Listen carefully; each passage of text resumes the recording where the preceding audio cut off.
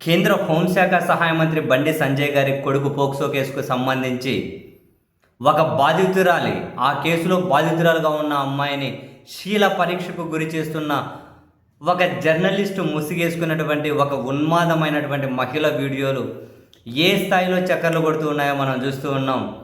ఆ చక్కర్లు కొట్టే దరిద్రం అక్కడ దూరంగానే ఆగిపోకుండా ఎవరో ఒకరు ఆ వీడియోలను మన ఫోన్లో పడేయడం, ఆ దరిద్రాన్ని నిమిషం 2 నిమిషాలు చూడాల్సి రావడం, మళ్ళీ ఆ వీడియోలు పంపించిన వాళ్ళు మనల్ని ప్రశ్నలు అడగడం. ఏంది భయ అసలు ఇదొక వాళ్ళ భాషలో, ఇదొక జర్నలిస్ట్ అయినా, వీళ్ళు ఒక జర్నలిస్ట్ అయినా వాళ్ళ భాషలో అనడం, వాళ్ళన్నా ఇదొక జర్నలిస్ట్ అయినామో అని అంటున్నారేమో. నేనైతే అసలు మనిషి అని కూడా పరిగణలోకి తీసుకోను కాబట్టి ఆ దరిద్రం అసలు కనీసం ఎక్కడైనా కనిపించినా చూసే ధైర్యం కూడా చేయం. మీరన్న ఇక ఆ జర్నలిస్టు ఆమె ఒక జర్నలిస్టా అంటున్నారు. అసలు మనిషి అని ఎవరంటారు? మనిషిని ఎవరైనా అంటారా?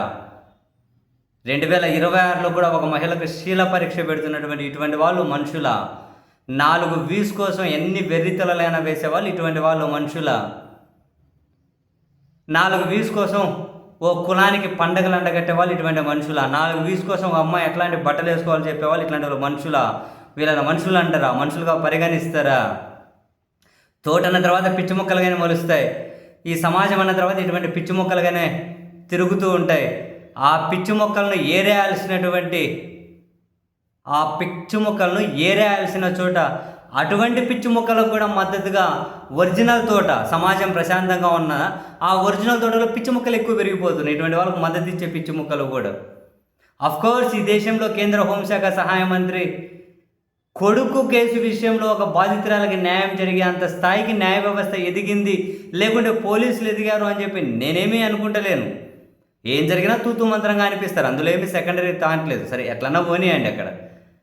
కానీ ఇక్కడ ఒక అమ్మాయి గురించి మాట్లాడుతూ క్రైమ్ గురించి మాట్లాడాల్సిన చోట కొందరు అమ్మాయి మైనరా మేజరా చర్చ చెప్పు తీసుకొని కొట్టాలి, మామూలుగా కాదు. ఆ చర్చ పెట్టిన వాళ్ళను పోలీసులు చూసుకుంటారు. మీకు ఎక్కడి నుంచి వచ్చిన వివరాలు?